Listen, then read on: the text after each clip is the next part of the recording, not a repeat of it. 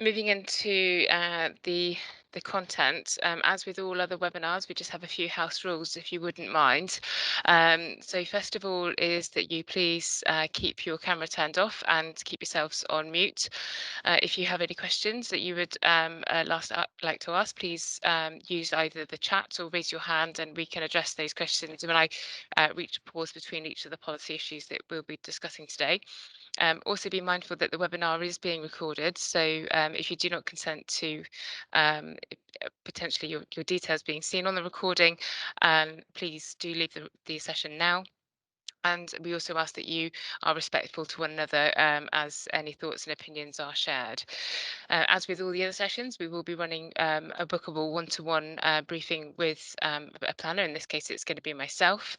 It would normally be on the Friday after the event, but unfortunately, we won't be able to run this until Tuesday next week. And an invitation to the session will follow after the event.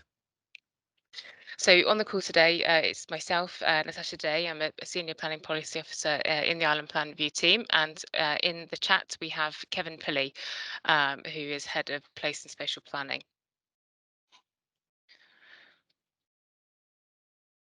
So as with the other webinars, we'll just first of all go through a bit of an introduction about the consultation and an overview of the plan, and then get into the substance of today, which is the managing emissions chapter.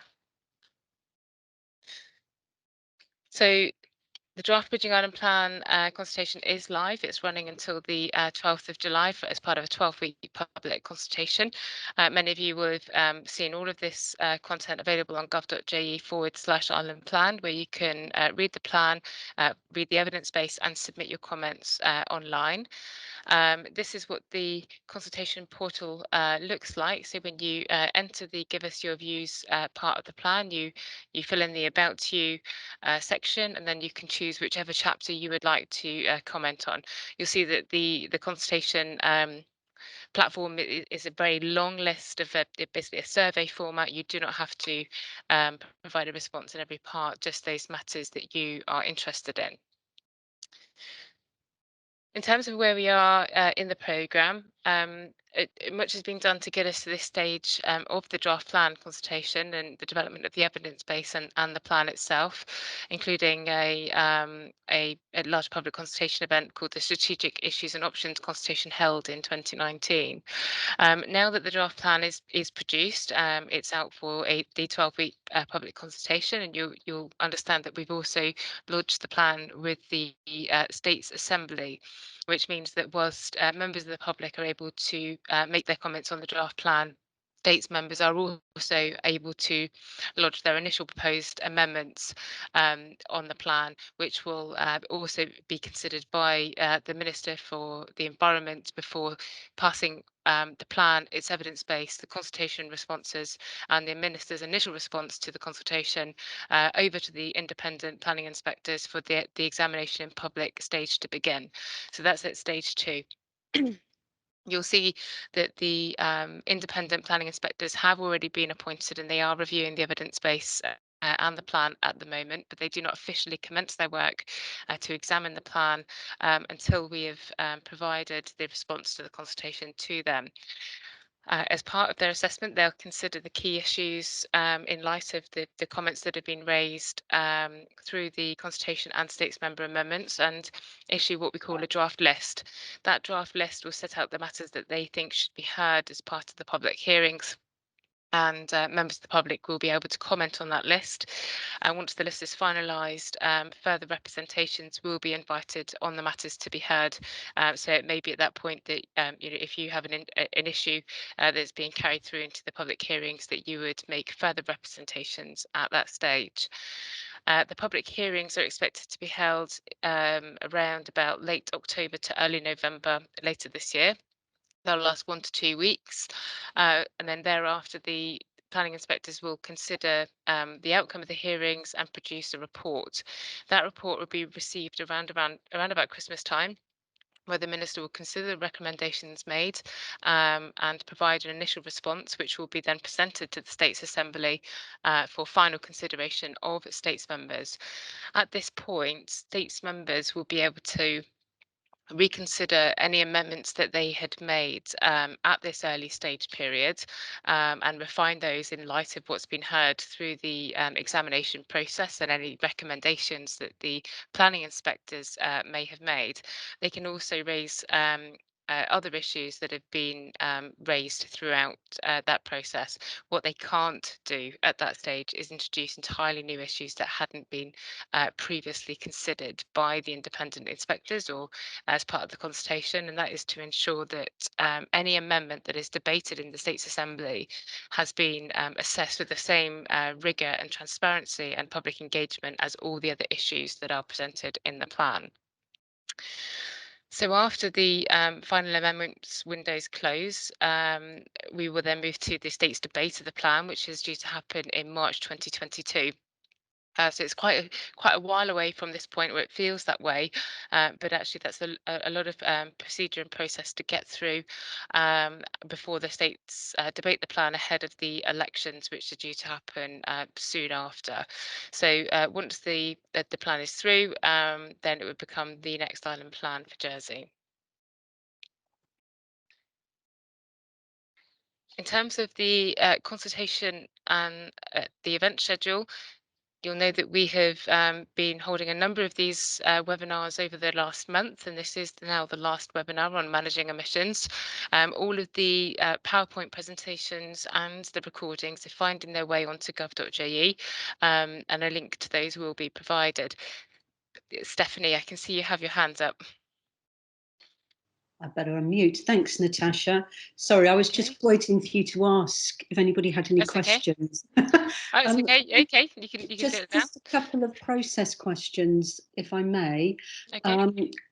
The examination in public phase of the consultation, can I just clarify, do you have to have written in to be able to make any kind of presentation to the inspector? Yeah, that's a really good question. So yes, you do. So by exception, the planning inspectors may allow a representation by somebody who hasn't previously made a representation, and that's to safeguard against cases where there's a genuine reason why somebody wasn't aware of an issue, or an issue has evolved to become an issue through the consultation, which may not have been an issue initially to that person. So there is a safeguard in place that will allow the inspector to accept somebody new into the process, but the starting consideration should be that you should make your representation now in order to find your way into the examination. Okay, and second part of that question is there an automatic, right is the wrong word, but ability to request an audience with the inspector, or is it just going to be by invitation?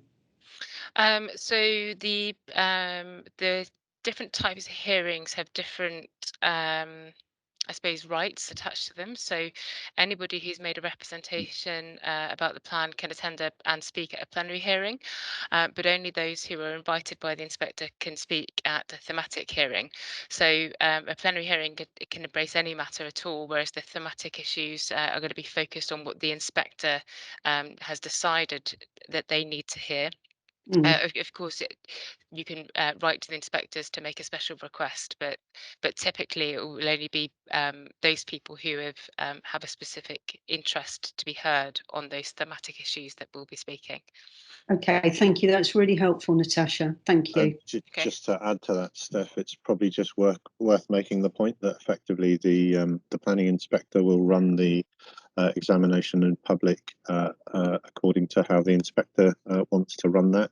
We effectively hand over control of the process to the inspector at that stage, so it's the inspector who will run the show and determine those issues that he wants to examine in more detail, and those people he wants to hear from in terms of the issues of under discussion. But I'm sure they will be inclusive rather than exclusive in terms of trying to ensure that they hear from all perspectives. Great, because the only thing that runs through my mind is, plenty of time and plenty of notice. Sure. So I'm assuming that the inspectors will provide for that. So yeah. Thank you. That's really helpful. Thank you. Okay. Well, if it's any, as I say, the inspector will run the show as he he sees fit. But reflecting on what happened last time, we had a series of sessions focused on policy issues, and then a series of sessions focused on sites. And the inspectors, in terms of sites, invited all parties to come and discuss sites. And in terms of the policy issues, they identified those people who represented particular perspectives that had been expressed, both for and against, on policy issues, so that you could have a proper roundtable discussion. And sorry for labouring the point. So to be invited to one of those plenary sessions, do you have to have written in, do you think, or will the inspector take a view? I think the plenary sessions is they just. I think my understanding of the plenary is it's an open session, basically as a sort of mop up for anything that hasn't been considered in all of the. I'm getting them confused. I mean the thematic sessions. Sorry. Sorry. Okay. So in terms of the thematic sessions, I suspect they will be focused on the issues that have been raised through representations. Okay. So I would suggest if there is a thematic issue that you want to raise, then you should submit that as a written representation to us. We can only accept representation through a written submission. So I would encourage you to register something with us through the portal. Great, that's really helpful for clarifying that. Thank you. Okay, thanks. So, quick question, sorry. Okay. Yep, go ahead. How's the planning inspector appointed? Okay, so there was so the planning inspectors are the appointment process is basically one of the process, sorry, the requirements for planning inspectors is established in the planning and building COVID-19 Bridging Island Plan order. So it's normally the Island Plan order, but it's the updated version in light of the Bridging Plan. And in line with government procurement processes, we had to go out. Well, we went out to a competitive tender process. So that was published through our local tender portal and published into UK planning portals as an invitation to tender. So entirely open. But the law specifies that the inspectors must be, first of all, independent, and second of all, adequately qualified. So to meet those two criteria, it narrows down your pool of available planning inspectors. So through that tender process, we made the appointment to Intelligent Plans and Examinations, and three inspectors as part of that organisation are appointed, and they went through a full interview process and are acting under contract in terms of reference, which again is specified by the Island Plan order, and also the terms of reference are available on gov.je. Okay, thanks. Okay, so I mean, for any of you that are curious or would like to know more about the formal procedures and I suppose the prescribed steps that the Island Plan must go through, I would urge you to have a look at the not only the primary legislation, so that is the Planning and Building Jersey Law 2002, as amended by the COVID-19 Bridging Island Plan regulations. So you have to read those two bits of legislation together. And then the order, which is the Planning and Building COVID-19 Bridging Island Plan order. So that sets out the procedures for both consultation and the examination, and what must happen during the examination. So just to conclude the event schedule, as I was about to say, was that today's webinar will be followed up by a one-to-one session, which will be offered for this coming Tuesday for any of you who would like to know more or have just a one-to-one chat about any of the issues raised today.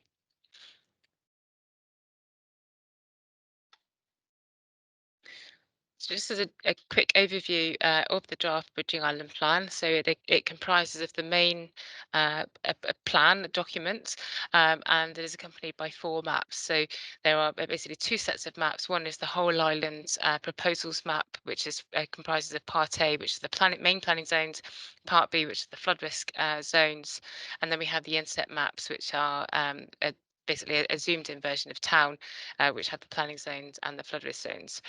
For those of you who have struggled to understand and see the information on those maps, we do have an interactive GIS version of the map available on gov.je.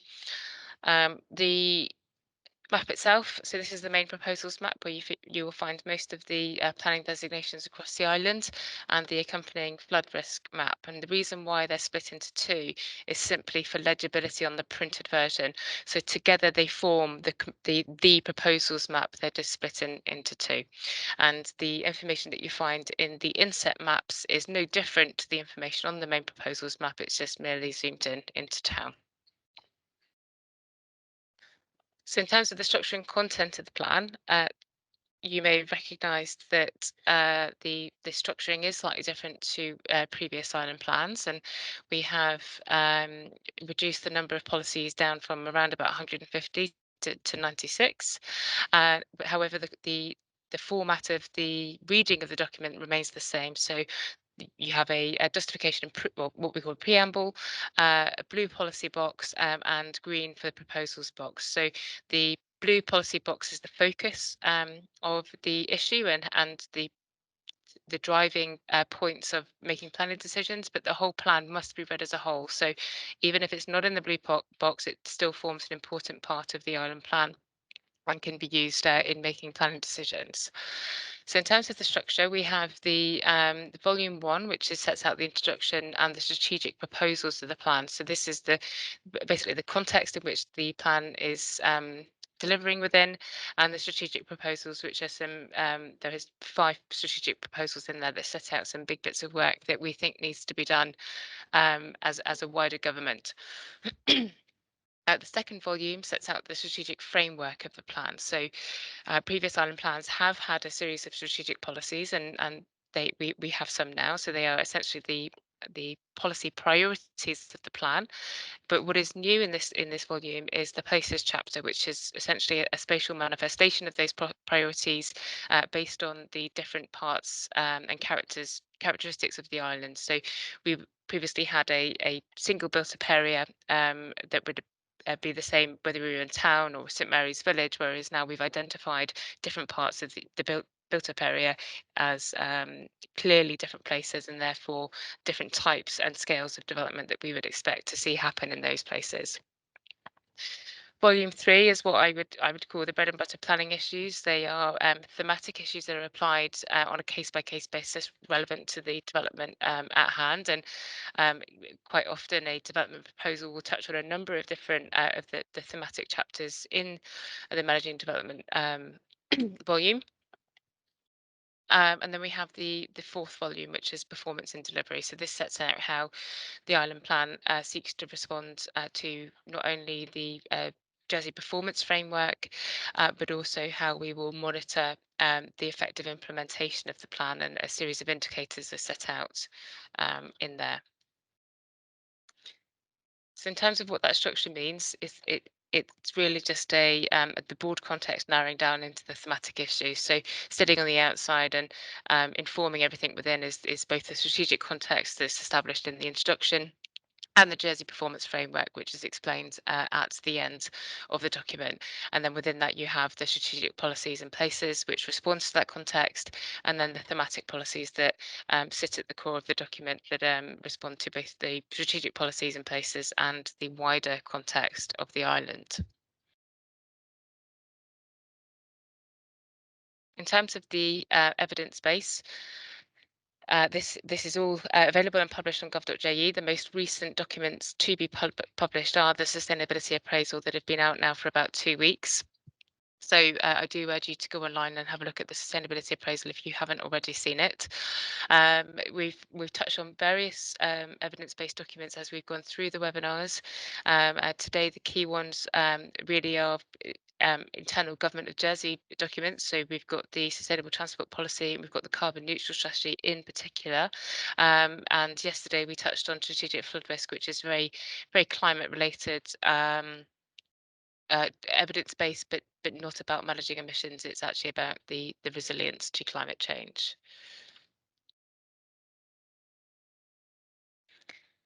So going in to the detail, and I'll just say that I think Simon Thomas has joined the call. So Simon is a building control officer who's very kindly joined us today because the managing emissions chapter has a lot of relevance to building standards. So thank you for joining us, Simon. So in terms of the structure and content for this chapter, I'll just touch on the strategic policies and then go straight into the managing emissions context. As with other webinars, the tables that you'll see have a key, and this just gives an indication as to whether the policy is existing and essentially unchanged, or if it's an existing policy that has been changed in some way, or if it's an entirely new policy. And by existing, I mean whether or not the policy exists in the current 2011 Island Plan. So in terms of the strategic policies, the whole policy framework has been entirely updated for the Bridging Island Plan. And for the purposes of this discussion today, there are probably three that are a core focus. So the first one, SP1, responding to climate change, frames the context in relation to the climate emergency and also sets out the priority to make the island more resilient to the effects of climate change. So that's a core strategic policy in relation to the managing emissions chapter in particular. Next, we have the spatial strategy, which is effectively sets out the settlement hierarchy that I mentioned earlier in relation to the places chapter. This is important for managing emissions because the spatial strategy helps us to reduce vehicle movements around the island by ensuring that we concentrate development into the most sustainable locations where there's access to basic community services and infrastructure such as the local shop, the church, the local pub, the local school, a bus route. So really, really important in relation to managing emissions, but not directly to be spoken about within the managing emissions chapter because it's very focused on the thematic responses, but really important to the overall objectives of managing our emissions and reducing those emissions in order to become carbon neutral. And another important strategic policy is the planning for community needs. So there are many elements of the managing emissions chapter that touch on ensuring that as a community we have what we need and that is suitable for our needs into the future. Does anybody have any questions at this point? Okay. So before I go into the policy framework itself, I just wanted to touch on a little bit about what we mean by our emissions. So our emissions are basically the greenhouse gas emissions that are calculated in light of our international commitments to reduce carbon emissions and therefore reduce, sorry, not just carbon emissions, sorry, greenhouse gas emissions in order to slow the effects of climate change. So how we count those emissions is divided up into three scopes, and this is an international standard. The first of those scopes are scope 1 emissions, are the direct emissions generated from our on-island activities. So this includes the emissions generated from heating and powering our homes and driving our cars and other economic activity that takes place on the island. So at a high level, broadly speaking, around about 30% of our emissions come from heating and powering our homes, and around 30% of our emissions come from driving our vehicles. So us alone as individuals contribute to around about 60% of our carbon emissions simply through our day-to-day living and activities and driving around in our cars. Our Scope 2 emissions are the emissions generated from imported energy. So in our case in Jersey, many of you will know that our emissions, our energy comes from France, and whilst the source of that energy is generally very sustainable, it still has a carbon impact, and that must be calculated and counted somewhere. So we do report on our Scope 2 emissions. So we don't, whilst it doesn't land on our Scope 1 emissions as many jurisdictions will have their energy production hitting their Scope 1 emissions, we still recognise that Jersey makes that contribution to carbon emissions through our Scope 2. Our Scope 3 emissions are very difficult to accurately quantify, and it's not a requirement to actually report on the Scope 3, although it is recommended that we do. Our Scope 3 is from things that we import to the island. So as an island, we are quite dependent on importation, be that of construction materials, food goods, other goods, be it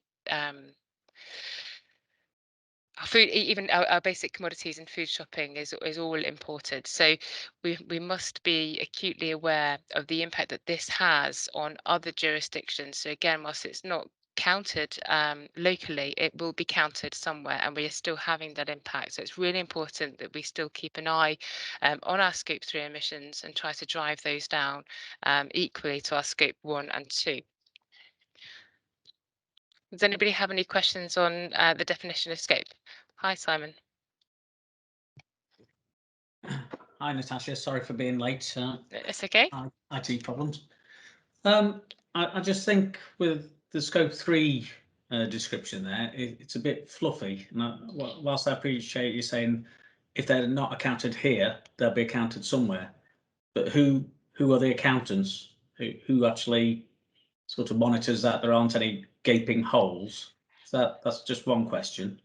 The second question is, do humans count for emissions? You know, a larger population, increase in population, we all expire. Is that the right word? Yeah. Carbon dioxide. So are we not creating our own emissions just biologically? Yeah, well, on the point of humans, yes, I do agree. All humans, animals alike, everything is carbon, and when that's released into the atmosphere in one way or another, it's going to have a contribution. I couldn't tell you if it's actually counted in our Scope 1, 2, or 3 emissions. I don't know that level of detail. In terms of our Scope 3 emissions and the questions you very rightfully raised about how do we know there are no gaping holes, and the answer is I think that we don't know, and we can assume that there are gaping holes throughout Scope 3 emissions internationally, because there are many countries who are very good at monitoring emissions and consumption and production and manufacturing and the impact that that has, but there are also some jurisdictions that aren't so good at doing that, and much of our goods will come from those kind of locations. So again, I couldn't give you a scientific answer on the extent of what the unknown quantity of Scope 3 emissions across the globe, but you can imagine there will be a significant quantity. And as I said about Scope 3, it is notoriously difficult to calculate because you'd have to really know the source origin of everything that you consume. So even down to a paperclip, where did that metal come from? What country in the ground did that come from? What process did it go through in order to go from some ore in the ground to a paperclip on your table? And that would include everything from, I said, the minerals extraction, the processing, the making of the wire, through to the packaging up and importation to Jersey. That's a lot of process for one tiny paperclip. So, like I said, very, very difficult to quantify the emissions of that. Yeah, just question the accuracy there. Yeah, well, as I said, we don't have the same obligation to report on our Scope 3 because it's now impossible. John. Okay. John Baker. Hi. Oh, you're still muted again. Yes. Yeah. Right. Okay. Yeah. On terms of what are our emissions? Okay. So generally speaking, the public can think, well, CO2, but basically gas. What about chemicals and what about liquids? And I'm going to give you a generalisation and then a specific example. So generalisation of an emission is the fact that at the moment, most of the islands, apart from a very few farms, farm using chemicals. And to me, chemicals are an emission because they pollute the rainwater and they pollute our water supplies just as much as diesel lorries or a factory knocking out pollution. It is an aspect of emissions of a sort. And I'll give you a specific example. And this was something that happened unbeknown to the guys that basically ended up being impacted. When the catering unit was moved from the hospital up to St Peter's, I found out that their method of food waste disposal is rather archaic because they have a machine, a stainless steel machine that just tip all the food waste in. It's pulverised, mixed with water, and then it's just put straight down the drains, the public drains. Now, unfortunately, that method is what they call anaerobic. In other words, it's depleted of oxygen. And by the time that arrives at Belazan, that's quite the opposite of what the plant expects to take in. So it actually destroys the chemical process that Balazan uses to break down the sewage. And when I explained that to the people down at Balazan, they were quite shocked, and their chemist was quite miffed that they weren't aware of that. So, I would classify that as an emission.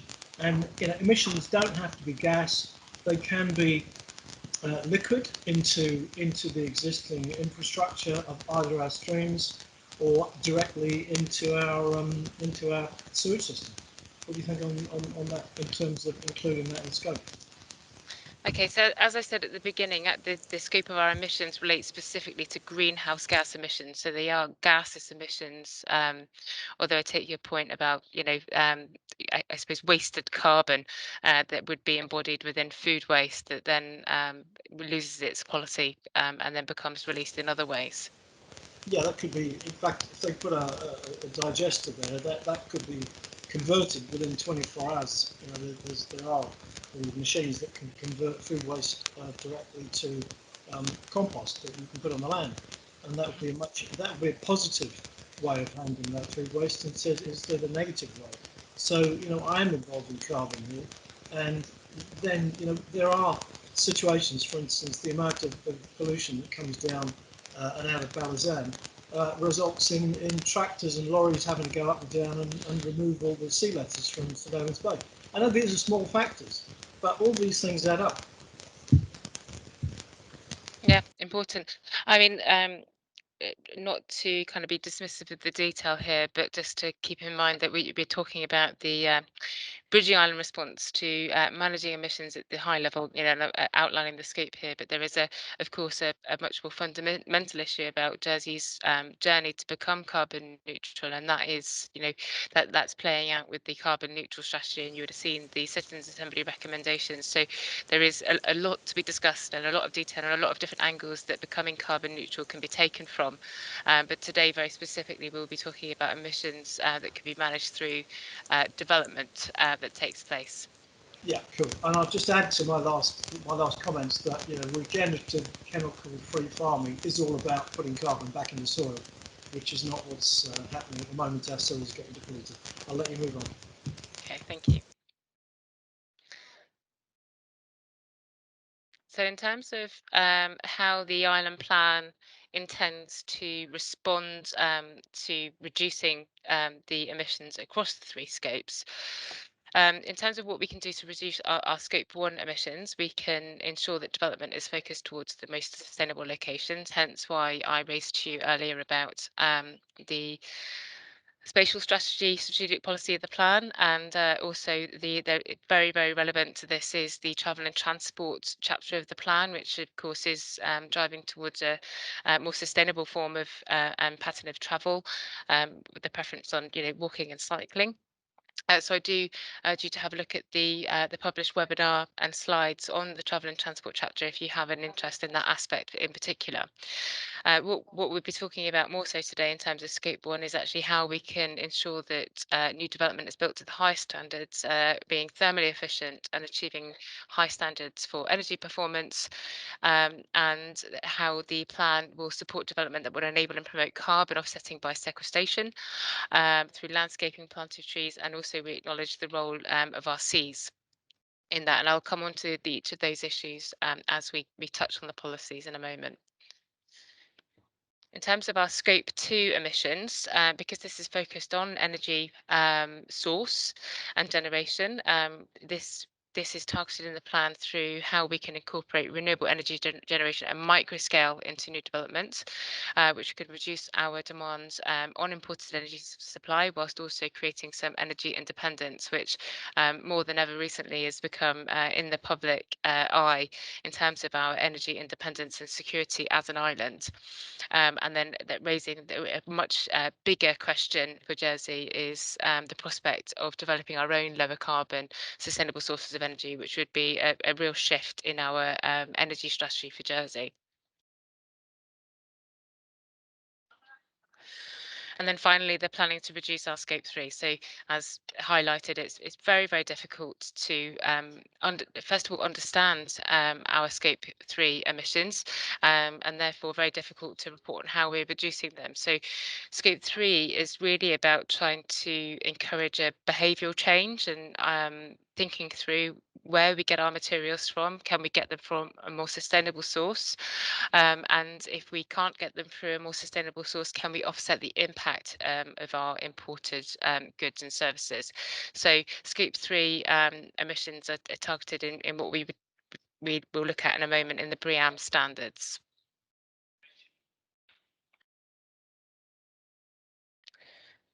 So in terms of the scope of the chapter, you'll see that on the table here that a number of the policies are existing or updated, and only a couple of them are actually new, but it's got an entirely renewed focus. So many of these policies existed in other parts of the 2011 Island Plan, and we've brought them together to strengthen the emphasis and create a renewed focus on the need to reduce our carbon emissions through new development. So we have basically three key component parts within this, which is the targeting the development standards, then targeting carbon sequestration, and then renewable energy. John, you have your hand up, and I'm not sure if it was if it's a legacy hand from a previous question. Sorry. That's okay. So if you could just pop yourself on mute as well. Sorry, John. Yeah. Thank you. So in terms of the first three policies, which is the policy ME 1, 2, and 3, this infographic that you see here represents the three policies. So starting off at the bottom there with the 20% reduction in target energy rate for large-scale developments, and that's aimed at 5 or more dwellings or 200 square meters or above a floor area. So the 20% target energy rate reduction would be over and above the existing building bylaws, and it's useful to have Simon here. He might want to elaborate further on that, but basically it's just seeking an improvement on our current status, which I think we can recognise isn't particularly ambitious when you compare it to other jurisdictions in relation to our use of carbon and energy consumption in buildings. But you'll see at the bottom of the slide, on the bottom left of the slide, that the chapter includes a proposal to review the building bylaws. So these policies are important to introduce now to improve performance of buildings in relation to carbon emissions, but we also acknowledge that more work should be done to review the building bylaws to achieve a permanent and sustained reduction in carbon emissions arising from buildings. So you remember from earlier, I said our current arrangements means that our buildings lead to about 30% of the island's carbon emissions, and we ought to do things to reduce that. You may have also seen that the Citizens Assembly recommendations has asked for a review of the building bylaws to happen by 2023. Simon, is there anything on the bylaws at all that you wanted to mention? Yeah, I think with that lower figure there, when we change the bylaws, which we'll be reviewing hopefully in the next 12 months, and following the UK sort of principles where they're looking to achieve anything between 15 and 22% reduction in carbon emissions. We wouldn't differentiate whether it's one dwelling or 5, though. I think. Yep. I know when this policy came out, I discussed why we would penalise people in the countryside. It's much more a blanket thing that, yeah, if it's 20% reduction, it's on one dwelling or more,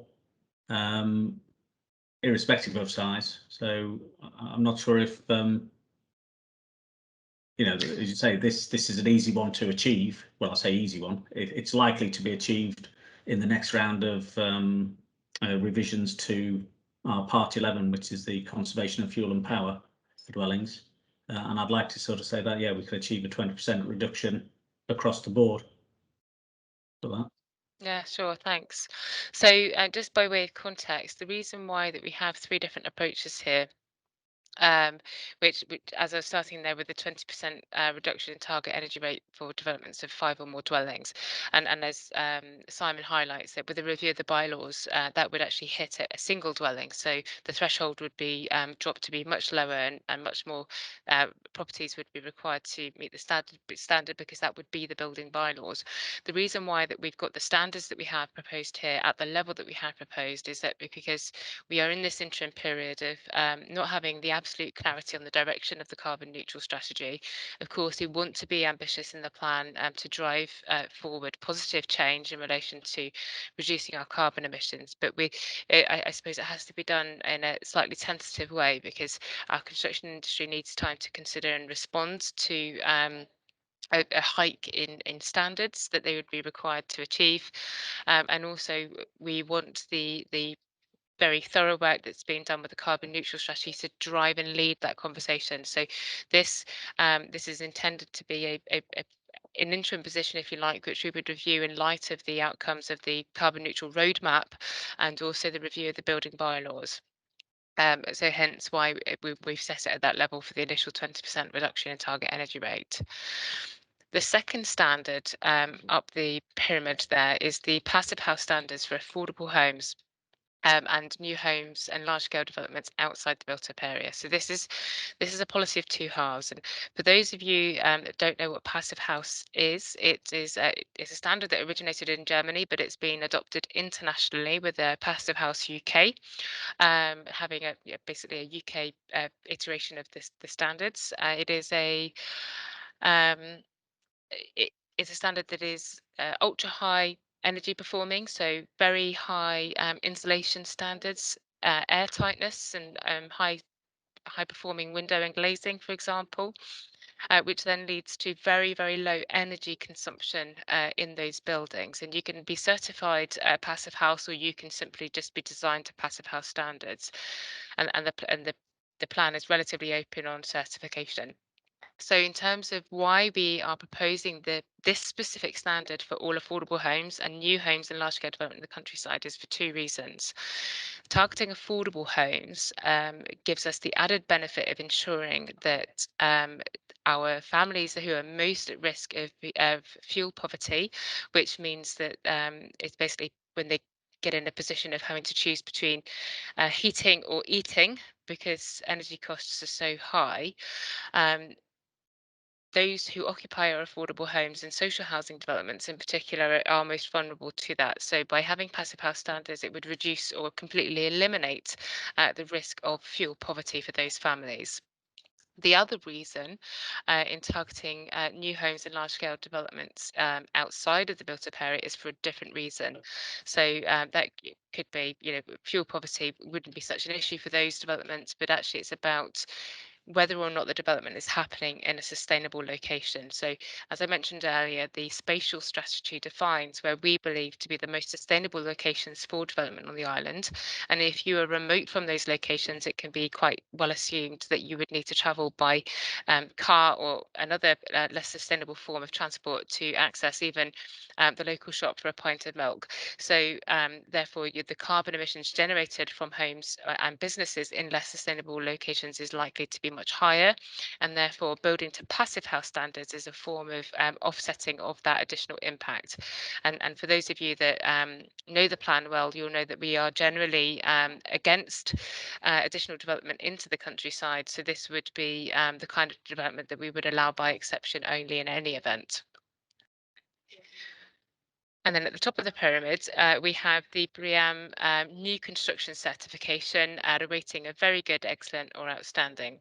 And this is for non-residential development at over 1,000 square meters. So this is what you would expect to see if your large office developments in town or larger kind of industrial premises, the new hospital, for example.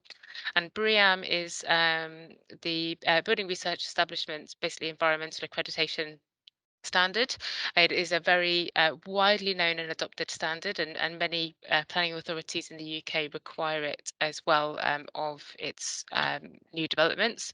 It can be applied to different types of development, be it through, I think it's called shell and core fit out only.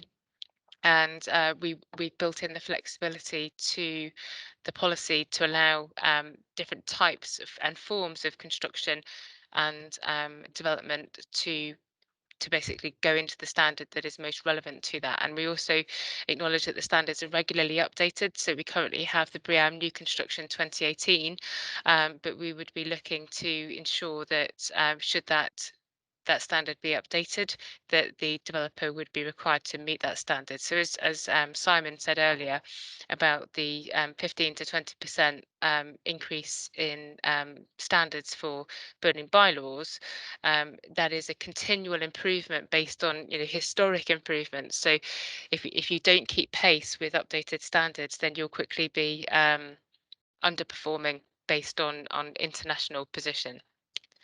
So what we hope that this policy framework achieves is sufficient flexibility to deal with different circumstances and a more proportionate approach for developers to achieve. So we actually explored a whole range of different standards that we could apply. And these three, so the three different types set out there, were considered to be the most proportionate and easy to apply for developers. So again, we didn't want to make it too difficult because we realised that this can be quite a challenge for developers to meet the standard.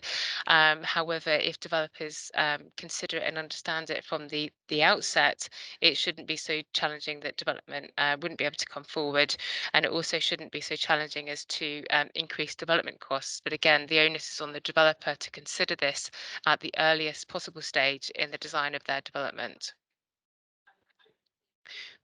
Before I move on from the building standards, does anybody have any questions? Hi, Steph. Hi, Natasha. On the BREEAM, is there going to be an expectation that buildings will receive the certification?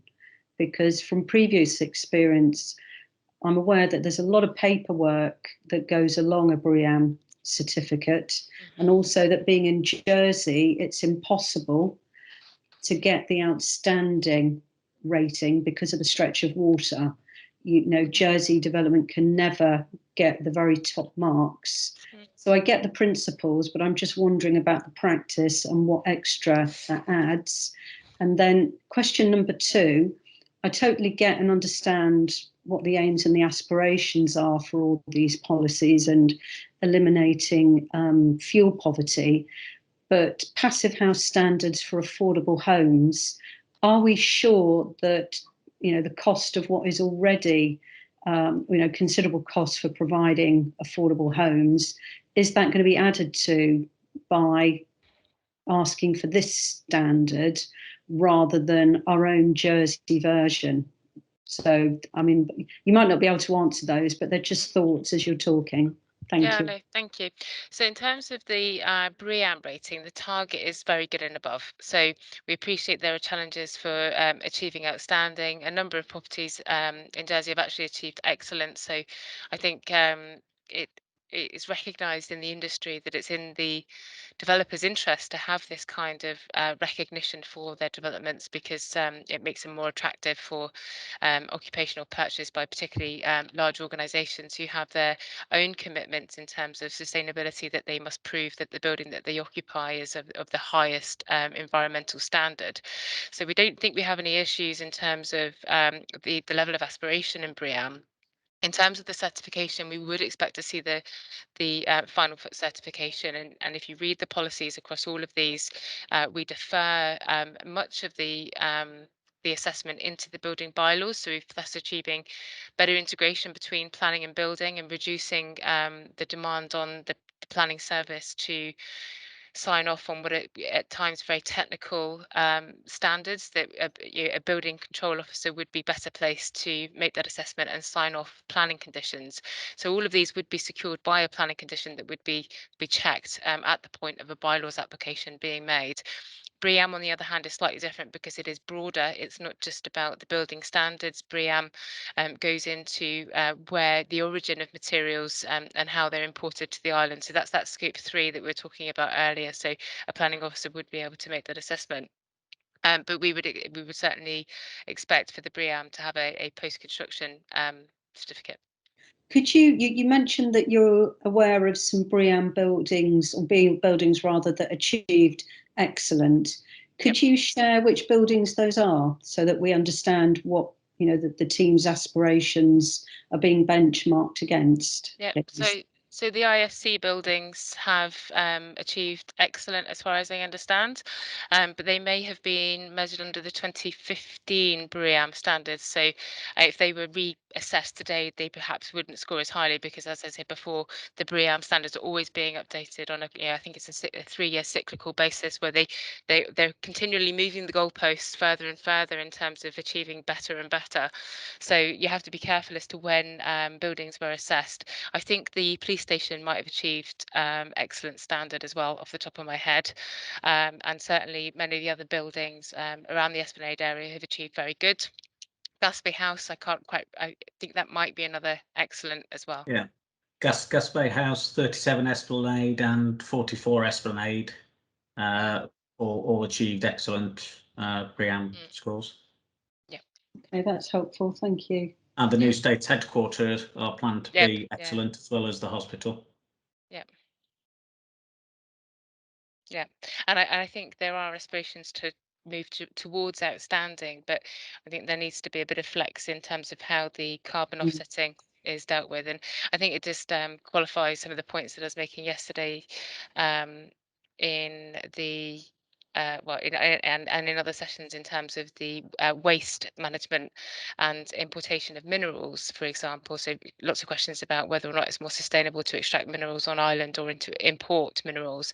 Well, it's the carbon cost of importing minerals that is a particular challenge, and a lot of building materials are already imported, notwithstanding the on-island availability of aggregates. Okay, so conscious of time, and moving into the next policies. We have a new proposed policy on carbon sequestration schemes. This is recognising that, you know, already in Jersey we've got a number of small, like tiny forests coming forward, which are specifically designed clusters of trees that are aiming to absorb carbon from the atmosphere. We're very supportive of those. We don't have any precise numbers in terms of their value and impact in terms of sequestering carbon, but I don't think many of us can argue with the value of planting trees and improving our natural environment. But of course, we need to be careful to ensure that the trees that we plant and the carbon sequestration activities we do undertake do not harm the environment in other ways. So it's important that when we consider those schemes that they don't you know, take the highest value agricultural land, for example, or introduce species that would provide a challenge in terms of biodiversity in the natural environment. In terms of when this policy would be required to come into play, actually many cases carbon sequestration schemes wouldn't even require planning consent. So the planting of a couple of trees wouldn't require permission if the extent of planting would be so far that it would materially alter the use of the land, i.e. an agricultural field becomes a tiny forest. That would be a material planning change of use. Then it would require planning permission. But as you can see here, that the policy is very supportive of introducing these uses where they are in appropriate locations.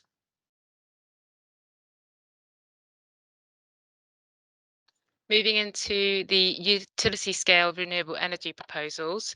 As I said earlier, I think we're all quite aware that Jersey's source of energy has become a bit of a hot topic recently for the island, and in terms of our independence and resilience in particular. So many of you will be aware that there is a large utility scale offshore renewable energy scheme happening just off Jersey's waters, and that's the St Briac wind farm, where there's around about 60 turbines of about 180 meters high, very large development spanning just to the south of the blue area identified here. We've undertaken our own studies as an island to explore different types of utility scale energy. So looked at tidal lagoon, onshore wind, offshore wind, and tidal stream. And if you look to the the relevant policy in the plan. It gives you the sources of information there that are available that you may want to have a look at. Ultimately, that work has concluded that onshore utility scale wind power wouldn't be viable for Jersey because of its not only its landscape impact but also our size as an island. It would require half the island to be covered in wind turbines. In terms of tidal stream, there are some parts of the island that would be viable for such type, but I think the technology isn't quite there yet. So we'd be keeping a watching brief on tidal stream, and then we've also looked at the tidal lagoon option for along St Albans Bay, and that does carry some merit in that, but we haven't identified a specific a proposal in the plan for that. We have, however, identified part of the seabed that could have potential for offshore wind, and that's that western part of our territorial waters that you can see highlighted on the plan here.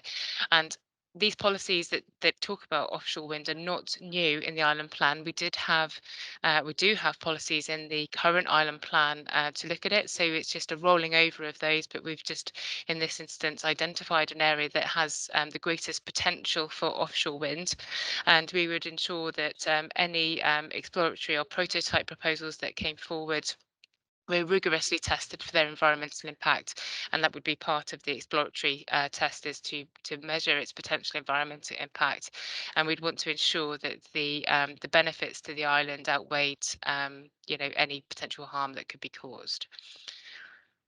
Also highlighted here is that in the introduction chapter, we do have a strategic proposal to do some more work to understand the long-term requirement of Jersey's energy market. And this proposal was obviously introduced before the recent issues with our neighbours in France, but it is a very important recognised issue for the island to consider our longer-term future. And potentially our independence. So it is a big question that we need to ask ourselves. It would be a not insubstantial amount of infrastructure that would be required to achieve a shift. So that is purely to explore our longer term options. Does anybody have any questions on the offshore utility scale energy? Okay. So then going into the larger scale terrestrial renewable energy proposals, many of you may already be aware that our Planning and Building General Development Order, which is the legislation that effectively gives planning permission for a range of smaller scale developments for mainly domestic homeowners and some businesses, that smaller scale renewables are permitted through the General Development Order. So many individual homeowners wouldn't be required to make a planning application for, say, a small wind turbine or a ground source heat pump. We do recognise that there's a space between utility scale renewable energy onshore, which I've said would be more of a challenge for Jersey, or simply larger scale. So the larger scale would be to serve, say, businesses or clusters of development, wouldn't necessarily be connected to the grid, but would provide a sustainable source of energy for groups or clusters of development, and would introduce energy independence for those people. So that may include the likes of the ground-mounted solar arrays, which require either a decent roofscape or a large open space, such as a field, in order to make those viable at a larger scale. And we've allowed some additional flexibility to use some agricultural land for that purpose. So we don't want it to be high value agricultural land. And we identify here that there would be positive consideration given to the redevelopment of glasshouse sites for this purpose. So historically, people have looked for things like residential development to have as enabling development to fund the removal of glass houses. But in future worlds, it could be a solar array to offset the cost of removing glass. Okay, so I think that might be the last of the policies. Okay, so does anybody have any questions on this one or any of the other policies? Stephanie? Sorry, Natasha, just one question Okay. on this last solar array. Is it not still the case that non-domestic solar arrays need an environmental impact assessment? And is that not worth including in the policy, just to let people know, unless there's going to be some kind of change, or I've got that wrong? I think it's utility scale. So we're not talking about utility scale, we're talking about larger scale. I'd have to check the EIA order. I couldn't tell you off the top of my head, actually. But I don't know if it's subject to a square meterage or if it's subject to. I don't think so. So there might need might need to be some clarification of terms. Yeah, okay. I'll double check that just to be absolutely sure. You've caught me out there off the top of my head as to whether or not that is in the EIA order. And I don't know if It's just so that there's clarity. And yeah, sure. Well, it's certainly picked up elsewhere to remind people that an EIA is required. But as you know, the EIA order stands in its own right as a legal requirement for developments that would trigger one. So it would always be picked up that an EIA would need to be submitted if that was indeed the case. You would like to think so. Okay. Thank you. Okay. Can I go, Mike? Thanks, Natasha. This relates back a little bit to the discussion in terms of cost and also then to the scope categories. Do you feel that there is enough flexibility in the hierarchy for the policies for the scope 1, scope 2, scope 3 emissions, given that scope 1 will measure, it's easy to measure. Scope 2, in Jersey, we don't have to worry much about it because it's mostly renewable French energy. And then scope 3, which is largely transport. Now, if we focus heavily on scope 1 and the local impact of production, do you feel that there is enough flexibility to allow on-island production or an increase of on-island production that would increase the scope 1, but would be a net gain when compared to reducing the scope 3 associated with transport to the island? Now, I know you did then actually in your discussion actually talk about the import of aggregates, which obviously has is something close to my heart, but it's very significant net gain from when one looks at the local production and the emissions from local production of heavy building materials compared to the transport emissions, the cost of emissions, or the total emissions from transporting heavy building materials. So is there enough flexibility to encourage everything that goes with scope 1, that might increase scope 1 emissions, the economic gain that comes from that, but maybe an apparent increase in scope 1 emissions? Yeah, I think that's a really important point that you raised there, and a big question for us to, I suppose, try and answer through the development of the carbon neutral roadmap. And unfortunately not a question that I can actually answer for you today on that basis.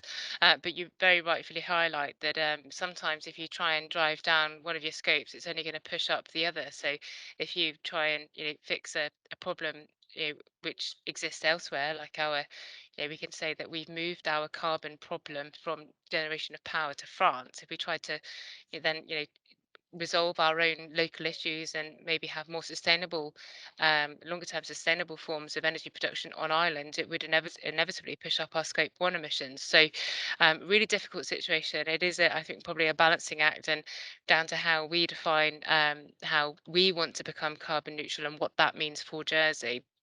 And whether that includes beyond our scope 1 emissions or includes also our scope 2 and scope 3 as far as we understand them. But it's a very important question that you've asked.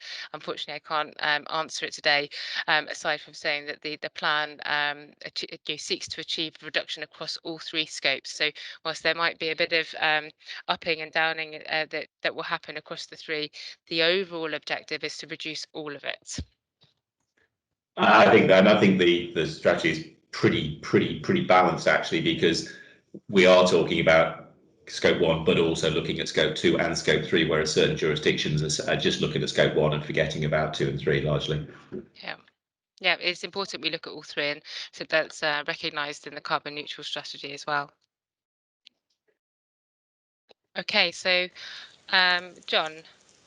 Yeah, just quickly going back to these wind power, the area that you indicated. First of all, obviously, it's very disappointing that our politicians didn't fully engage with the French, because if they continued, I'm sure we could have come up with a deal, and we'd be sharing, sufficient power from that wind farm down towards France to power most of the island. One thing, I'm very green, and obviously I'm very pro all of this. But what's the environmental impact of a wind farm of that size? Because obviously it makes a difference. Seabirds crashing into these fan blades at night. There must be some substantial difference to the seabed, certainly during the build period. So there's obviously a negative side to substantial wind farms. Apart from the fact, obviously, that it's out of sight, so to speak, it's far enough away from the island not to have a planning impact, but environmental impact. Any ideas on that? Yeah, so I think it was quite useful that the government of Jersey were able to participate in the St Briac wind farm EIA and the consenting for their wind farm. And it said it's as much as a lot of it, of it was in French, we were able to have that as a jurisdiction and consider the impact that that wind farm would have on us and our wildlife and migratory species. And there's no hiding the fact that a wind farm has a significant impact, but the key thing would be to have appropriate and robust studies undertaken before any substantive development would be able to take place. And that's exactly what happened with the Sambriac assessment, in that they had to do vibration studies and impact on mammal species, impact on birds and migratory species. I couldn't tell you the latest position in terms of the final findings of that, but it would require, I think it's like a 2-year lead-in time at least for those studies to be undertaken, so that they would be extensive in order to understand the impact. And of course, if it would lead to the desecration of the natural environment in what is quite, a sensitive area, but particularly given our Ramsar designations, Yeah. that would be very seriously considered. Okay, cool. I appreciate, that would be a very important study. And I don't, it's kind of difficult to consider any mitigating factors. I mean, obviously, we talked in the last webinar about community benefits. When you are, considering damage to the environment, there's always going to be a balance. But, the least damage that we can do to the environment, the better. Thanks for your answer. Yeah. I mean, I think sadly, by virtue of our existence as humans, we are very bad for the environment in many of the things that we do. But it's ensuring that we do achieve the right balance between impact on the environment and continuing to meet our needs as a community. But in this case, of course, a wind farm would be trying to achieve a positive outcome for the environment too. Yeah, thanks. Okay, Steph, you have your hand up, but I'm not sure if it's from earlier. Sorry, Natasha, it was from earlier, but I have actually got a question if Okay. we're wrapping up. And Mhm. sorry if I've missed it. Mhm. When we're talking about emissions, is there anywhere that thought is being given to noise and light and dust? Mhm. Is Yep. this the right kind of topic area theme for Yep. those considerations? So the main consideration for noise, light and dust falls within policy GD1, managing the health and well-being impacts of development. So that's in the general development chapter of the plan, and it falls alongside what was the previous GD1. The same considerations are carried through in there. One policy I didn't go into in detail, and I probably should have mentioned it a little bit more actually when we looked at the table, is that the chapter also includes the air quality and increased emissions associated with new development and activities policy. So that's a very similar policy to what we have in the current island plan about air quality that surrounds developments. And as an island, we were hoping to have improved real-time air quality monitoring around the island, but unfortunately technology seems to be letting us down a little bit there, and we're a bit further behind than we had hoped to be in terms of our air quality monitoring. But the island plans continues to recognise the importance of air quality around development, and that could be air quality due to transport impact, so congestion nearby, or it could be air quality that's a problem created by the development. And we highlight areas of sensitivity in particular, such as schools, in that policy. So it is touched on to an extent in this chapter, but actually the key thing about managing emissions in relation to health and wellbeing impacts, be it noise, dust or vibration, is covered in policy GD1. And sorry, supplementary question then. How are you thinking that those impacts are going to be measured? Because if you have a planning application, kind of this is real time, and you've got neighbours who are unhappy, and you've got somebody who wants to do something, at some point things have to be measured. Yep. And in Jersey, we don't have lots of standards. We tend to look to the UK. So is there any thought about recognising kind of industry standards a bit more widely, or is it, you know, over to you? Yeah, okay. So much of the monitoring or measuring, if you like, if it came down to an enforcement issue of noise, dust, vibration, would come through our environmental health team. So we'd be relying on them and their expertise to ensure that what they are measuring is an appropriate measure. And I know for noise, for example, they typically measure existing background noise levels or typical ambient noise levels against a noise disturbance that is being created. So it's always relative to based on where it is in the island. So a noise in the countryside is going to be far more disrupted than a noise of the same level created in an urban area, for example. So you've got to be careful about using a standardized approach that doesn't take into account the local characteristics and other influences on be it noise or air quality.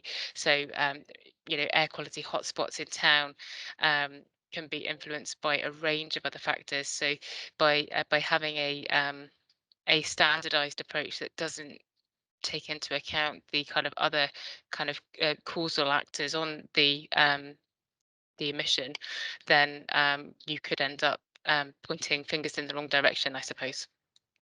No, you could, but I think the test of the policy is unreasonable harm, which, you know, it's pretty vague. So getting some clarity on what the benchmarks are might just be a useful thing to include.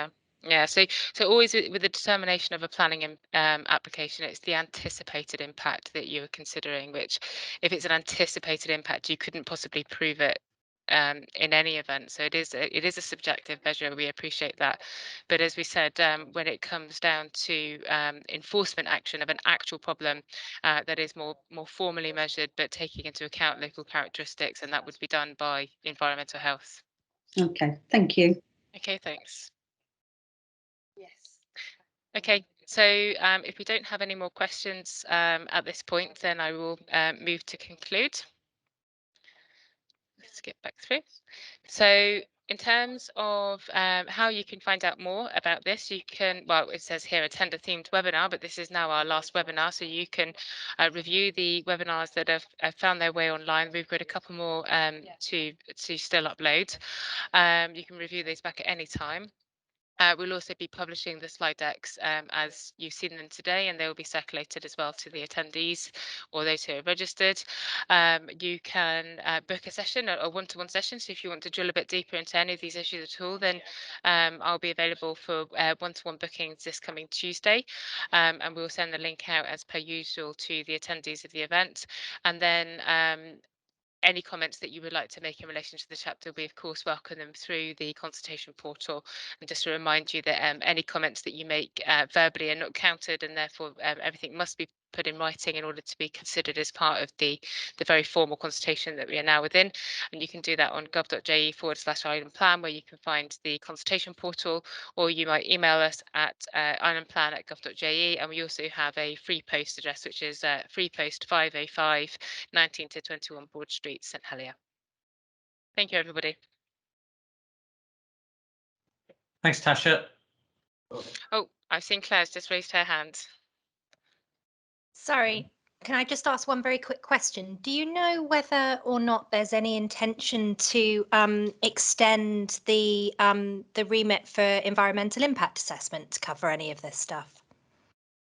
How In which way do you Well, mean? you know, they're making some amendments to the development law to allow some of this to go forwards if it ends up being adopted by the inspector and ultimately by the island. I just wondered whether, given, say, for example, cannabis licenses, they're asking for environmental impact assessments, even though it's not actually covered by the law. And so that's being voluntarily done. I just wondered whether you knew if anybody was considering extending those planning applications that will require environmental impact assessment to cover some of the goals of what's in the emerging Bridging Island plan. Okay, so the Bridging Island Plan doesn't carry any formal status until such a time that it's adopted. So, any Absolutely. negotiations that take place on current planning applications are negotiations under the context of the extant Island Plan. What we are acknowledging, however, is that the Bridging Island Plan is material as a consideration in current planning applications because it's, I suppose, emerging policy, but it's in its very early formative stages at the moment. So, whilst it is a material consideration, it carries very, very little weight. Because it's yet to be subject to full consultation and examination and ultimately states member amendments. So I don't know in which cases you are referring to the Bridging Island Plan being used in decisions, but I'd be surprised if it were to be used in angst at this particular stage. Okay, thanks, Natasha. Okay. Thank you very much. All right. Thank you.